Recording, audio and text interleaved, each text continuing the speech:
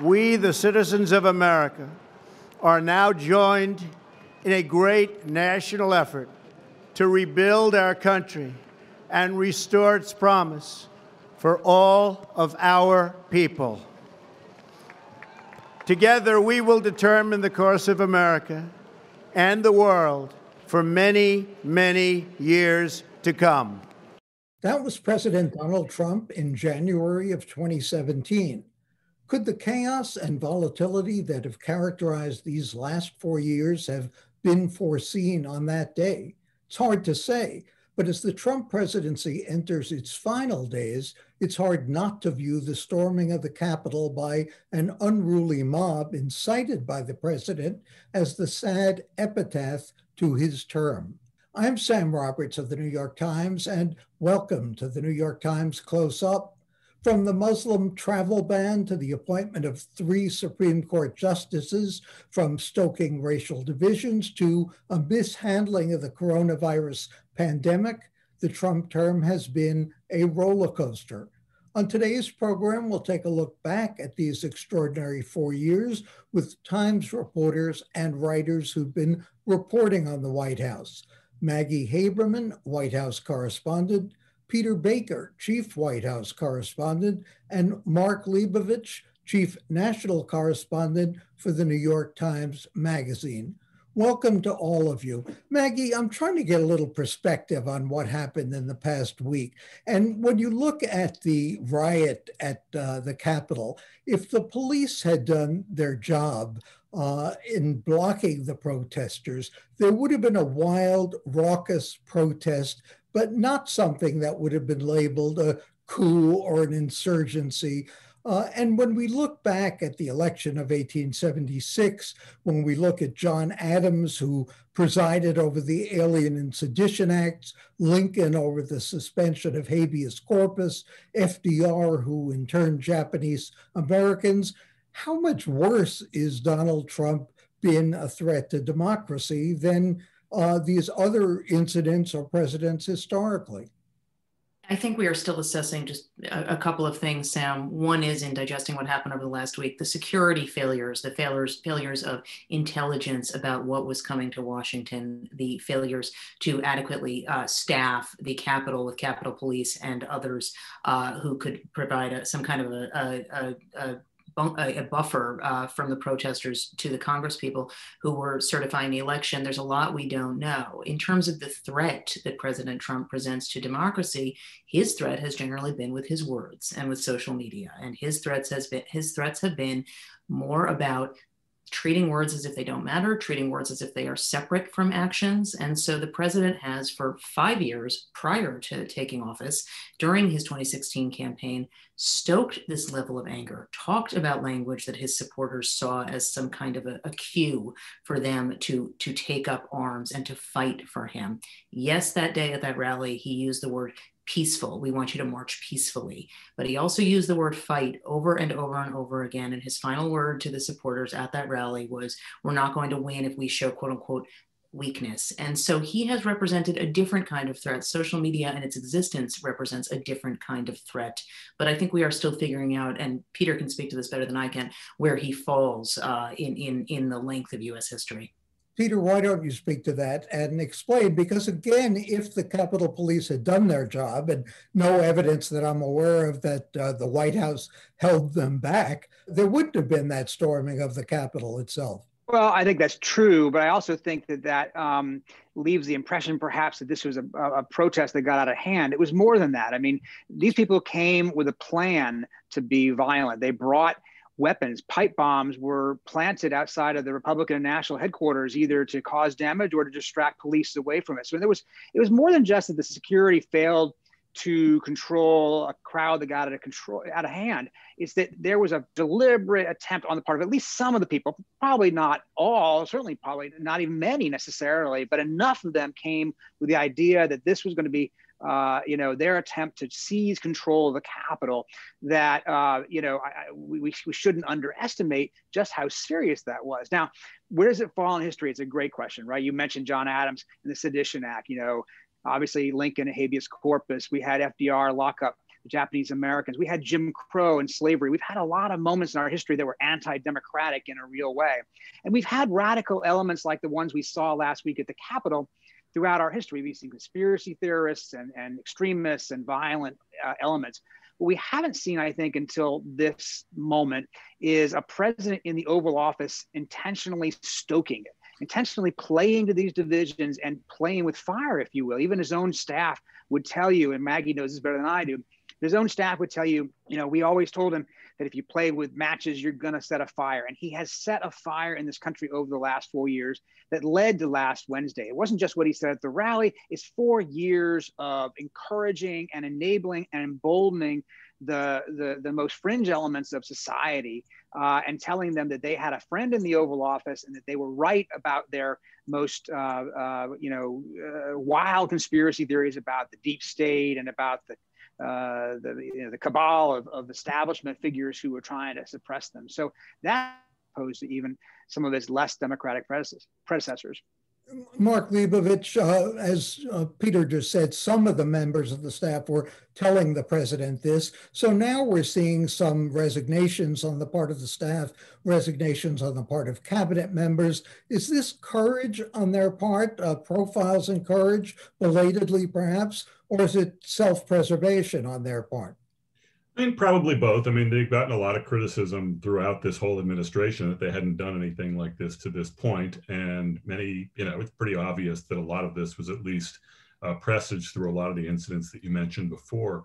I mean, I do think that one thing that maybe we haven't hit on, as much as what seemed to be getting a lot of attention in Washington over the last week is not so much the incitement here, but also the fact that the president didn't really sort of call this off for a few hours. And I know the Capitol Police has gotten a great deal of criticism and in many cases justifiably, but they were, they were sort of left out there on their own. I mean, the president, very early on could have called out the National Guard. There was just no backup for them until several hours later, and a lot of damage was done. A lot of people were injured. But as far as people resigning, sure. I mean, I think I've heard a lot of Democrats say that even at this late date, it's never too late to do the right thing. A number of people on the floor today this week during the impeachment debate have talked about this.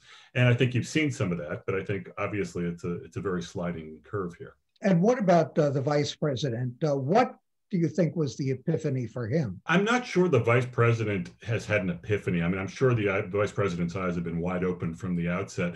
I mean, I do think that Vice President Pence has sort of clicked into a different mode this last week, which is not so much self-preservation, although I'm sure that's part of his thinking, but actual, keeping the country on track. I mean, this is a very precarious situation, and it's clear that Republicans on the Hill, Democrats on the Hill, even, the Biden incoming administration are sort of looking to him as the person that they can, if not deal with, certainly get some kind of line of communications to. And I think, Vice President Pence, to, I think, the credit of a lot of people on both sides of the aisle, has taken that seriously and has been an important resource. And if not a stopgap against the president, certainly someone who is in place that can actually execute some things at this point. Maggie, the House obviously proceeding toward impeachment. The Senate, surprisingly, might actually vote to convict the president. Bret Stephens said in his column, this sort of healing first requires cauterizing the wound. A lot of people are also saying, slow up, maybe not impeach, maybe not convict. It just creates more chaos, more division, something the president himself is saying, although he doesn't seem to be showing any remorse on his own. How do we reconcile those two things, healing and yet punishing? Well, most likely with difficulty, Sam. And I just want to say that while Jonathan Martin and I reported this week that Mitch McConnell was pleased by the impeachment efforts that Democrats were going ahead with, he does want to see how the process plays out. He has not, as of yet, tipped his hand about where he's going. And I remain skeptical that the Senate will actually vote. I think this is the last line of defense that Republicans see as a bulwark to try to keep the president from doing anything more over the next remaining few days of his presidency. But that speaks to how volatile this is. I think that there are competing incentives here, both among Democrats and among Republicans. I think Mitch McConnell is in part not openly saying, yes, we should vote to convict, because among other reasons, if he does that and they take this shot and miss, his own leadership is in jeopardy going forward. I think you are seeing similar concerns on the Democratic side, but I also think we can't underestimate how angry Democrats and some Republicans, or even if Republicans are more in a box about it, about living through this attack. The lawmakers who are in the Capitol this week deciding on the second impeachment are in the same spot where this insurrection took place, where many of their lives were endangered. So I think that the president is, yes, he talks about healing and unity when it has essentially been over and over again a tool that he uses to try to slow time down. I don't think Democrats want to provide him with that opportunity. I do think that Democrats issued a bit of mixed messaging by letting their caucus go home over the weekend. That did slow things down for a couple of days. The argument that I've heard from some Democrats is Trump is either an emergency or he's not, and you are sending a mixed message that way. But we're going to be debating this for the next couple of weeks as this trial plays out. Peter, I know it's hard to step back at this point, but if we look a little bit historically, is there anything that we can say the Trump administration did right? When we look at taxes, when we look at policy toward China, when we look at the possibility of some Mideast peace overtures, was there anything positive that objectively we can say about this administration? Sure. Look, there'll be things that this president will be able to claim for history were his accomplishments. For one thing, he kept the economy going pretty well for the first 3 years until COVID. He did not build the greatest economy. He overstated it repeatedly, but he inherited a pretty decent economy. And where a lot of people said he would tank it the minute he came office, he didn't. He kept it going, you can argue. You can argue, if you like tax cuts, obviously, that he did that. You could argue that he pulled back on regulations if you think that they're excessive. He did that. He obviously invested more money in the military. If you like the border wall, he built at least some replacement wall and some mostly replacement wall, but a stronger wall. So if you like these policies, then you're going to say, yeah, he did a lot of things that were really good. I think you're right, by the way, to mention the Middle East peace stuff. It's not as, this is not Oslo. This is not, Jimmy Carter and Camp David, but obviously it's better for Israel to have relations with its neighbors than not. So these are things that the president will be able to point to. And then the last few weeks, the development of a vaccine in record time with his encouragement and support is something I think he will point to. But the problem for this president is, and you talk to people who worked for him and spent as many as 4 years of their lives with him, is that he wiped it all out at the last minute with this attempt to overturn a democratic election, which led to the storming of the Capitol. It's hard to not see that as the first line in the history books. And whatever good you might have felt had come out of this, for those who worked so hard for policies that they supported, it just feels so demoralizing, I think, for them to realize that all of it could be just wiped out in effect with, a few weeks of a president who just couldn't accept the fact that he lost the election. He could have gone out on a high note. That's been done before, and it would have made an argument for history. But now history looks very, very different because of the last week in particular. Peter, thank you. We'll take a break and we'll continue the conversation. Look ahead to the Biden administration in a moment.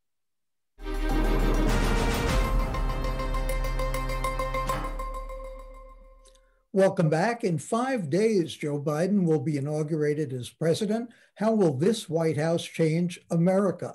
And how big a shadow will the outgoing president and his millions of followers cast over the Biden administration? Let me ask Maggie, what should we be looking for in Joe Biden's inaugural address? Look, I think you were going to hear condemnation of a lot of what we have seen over the last couple of weeks. I mean, Biden has been, one of the most striking things about the past 2 weeks is that there was one president who was saying nothing to the public as there was a storming of the Capitol going on by his supporters. And there was an incoming president who was a very clear voice, who issued a speech pretty much on the fly, which we haven't seen at all over the last couple of years. I think you are going to hear him addressing that, but I think he is going to talk about moving forward. I think he is going to talk with conciliatory tones about healing. I think he is going to talk about the urgent moment regarding the pandemic, which we've heard almost nothing about from this administration over the last couple of weeks, other than pointing to successes with Operation Warp Speed and the vaccine that they believe that President Trump deserves credit for. I think that Biden is going to make clear it's very simple and it sounds like pablum, but I think he's going to say he's going to be a president for all Americans. His case against Donald Trump over 2 years of this campaign was that Donald Trump has not served as that he has stoked the flames of division. And so I think that is going to be a central message, but I do think he's going to be mindful, Sam, of not sounding as if he is projecting some kind of a tone of weakness by saying we should all be coming together. I think that he is very aware that the US's position in the world has eroded, and I think he is going to try to set a message to that end as well. Peter, what can we expect substantively from this administration, at least in the early days when he has control of both the House and the Senate? Senators Chuck Schumer, Kirsten Gillibrand introduced legislation, or say they will, to provide direct financial relief to the states and localities. What else can we expect in terms of reversing some of the legislation, some of the regulations of the Trump administration? Yeah, I think, well, look, job one is going to be COVID, right? I mean, absolutely. He has to get this vaccination program working better than it is right now. Because while they did get this vaccine developed in record time, they're not getting it into people's arms in record time, not even in the time that they had projected themselves. So that's a big challenge for President-elect Biden, and will be, number one priority. He has promised to get 100 million shots in his first 100 days in office. He has called on Americans to wear masks for the first 100 days of his tenure to try to stem the spread of it. Just because we had the vaccine does not mean it's not spreading. We've had 4,000 people or more dying a day. That's more than we had in 9/11. That's more than we had at Pearl Harbor. It's more than we had at Antietam. This is really a crushing crisis, ongoing, rolling day after day, and it's getting obscured because of the political divide in this country. So that, I think, is number one. But you'll see some other things that are meant to send signals to the world. He'll get back into the Paris Accord. He'll begin talks on what to do about the Iran nuclear accord. He'll, make sure to reassure the allies that as Maggie, I think, put it, was, America's back. That's the language he'll use. There'll be some ideological things he'll try to do right from the start in terms of immigration, in terms of abortion rights, in terms of gay rights, in terms of other, litmus test issues for the left that he'll try to show progress on, that he can do through executive orders in the quick term. But legislatively, it's going to be hard. Yes, the Democrats won those Georgia elections and they'll have control of both the House and the Senate, but their margins are about as thin as they get. In the Senate, it's going to be 50-50 with Kamala Harris as vice president casting the tie-breaking vote. That means any single Democratic senator can hold up anything that they want to do. And for the left, which has these great hunger for sweeping and ambitious legislation on healthcare, on climate change, on guns, they're going to be disappointed, I think, that they're not going to get as much as they want to get because of those margins. Mark, 70 million or more people voted for Donald Trump. A lot fewer turned out at that demonstration last week. But while certainly extremists were using the crowd as a cover, a lot of those people arguably were regular, ordinary Americans. How are the Democrats, how is Joe Biden going to reach out to them? Oh, I mean, certainly. I mean, I don't think Joe Biden thinks for a second that the entirety of people who didn't vote for him is embodied by the people who showed up for the rally in DC last week and who stormed the Capitol. I mean, he has said repeatedly, even during the campaign, that, he's president for everyone, as we said before, and also that he is reaching out to them. And also, look, he doesn't believe, I mean, first of all, I guess it sort of remains to be seen if there would be 70 million voters or 70 plus million voters for Donald Trump if the election were held next week rather than 3 months ago. I mean, I think a somewhat significant amount of change has gone on in the electorate over that period. But I also think that Joe Biden is mindful that he is not at war with the other side at all. That's certainly not his instinct legislatively, certainly, with Congress, and I don't think with the electorate either. I assume he has a pretty cold, view of reality as far as what's possible and as far as, how many Trump voters will actually turn around and support Democrats in 2 years or 4 years. But I also think that he realizes that it's a lot of wasted energy to try to, compete with that and to try to sort of match the tone that Donald Trump did when he was talking about his own opposition. Maggie, what can we look forward to as the tone of this administration? Joe Biden sort of promised normalcy. The last time we had normalcy, we got Warren Harding. So, what kind of administration is this going to be? A boring, aggressive, or do we want boredom at this point? Look, I think, Sam, the appeal that Biden sold to voters was very much about boring and normal, about the idea that you're not going to hear about your president every 2 hours or so, or have to wonder what staff members are taking aim at each other, or who's pulling him back from a bad idea, and so forth. And that's important. I think we don't know yet what this is going to play out as, because this is a person who has been, in Joe Biden, trying to be president for 30 years and finally became president recently. He served as the vice president, as you know, but that doesn't tell us a whole lot about what somebody would do on their own. I think Mark's point about how he doesn't see himself as at war with Republicans is key. I think his desire is going to be low drama. And the thing about Biden is, and I've talked to a bunch of his advisors about this, he doesn't have the same insecurities that many politicians who come into the White House have. He is not a normal politician in the way that he has gone through so much grief. He has had experiences that most people should not ever have to have in their lives. And so his set of concerns are a little bit different, but how that's going to play out in terms of what kind of government he has, it's a big open question. He has made a lot of promises to the liberal wing of his party, and we will see whether he is going to be able to come through with all of those. He has tried with staffing, but even as we've seen with his staffing plans, that's been a bit of whack-a-mole in various areas where there were concerns that there were not enough Black faces, enough Latino faces, enough Asian faces serving his administration when he named his first appointees. So I think that there will be some tumult, but I do think there is going to be such a level of decompression around Washington after Donald Trump is no longer in the White House that it's really hard to say what that looks like right now. Peter, have we learned anything institutionally from what happened in the past 4 years, and especially the past 3 months? Are there likely to be any changes? The Electoral College, the transition, the pardon power. One of the things that's striking is, I think it's been in the past 28 years, Republicans won the popular vote only once, yet they've nominated 6 of the 9 Supreme Court justices. So what does that say about electoral power, the power of people to exercise the democratic process? And are there any changes that are really likely to be in the works? Yeah, it's interesting. Back in the 70s, after Vietnam and Watergate, there was a raft of reform in Washington. A lot of the structures of Washington were changed in response to what had happened. Things like the War Powers Act and the Ethics in Government Act and the establishment of the Independent Counsel and a whole lot of things that were meant to say, okay, we're not going to let this happen again. We're going to restructure things. And of course, there's a lot of talk of that now. You hear Democrats talk about it now in particular, and a few Republicans. But the truth is, I'm not sure that the environment is open to that. Like, there was a coming together after Watergate and a common belief that something had gone wrong. And today, I'm not sure that both parties have reached that kind of same consensus.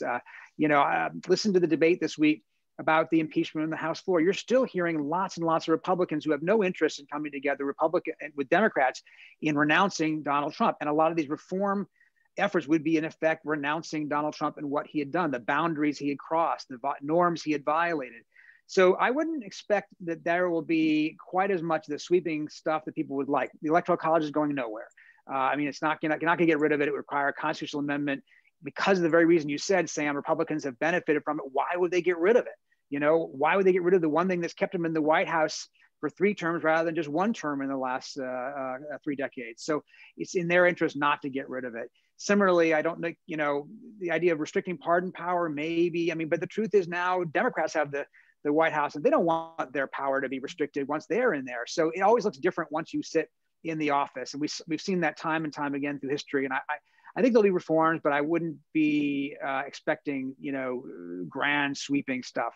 Mark, given the power that we've seen on and off, lately off of Twitter and Facebook, does, what some people call the mainstream press, mainly us, feel marginalized?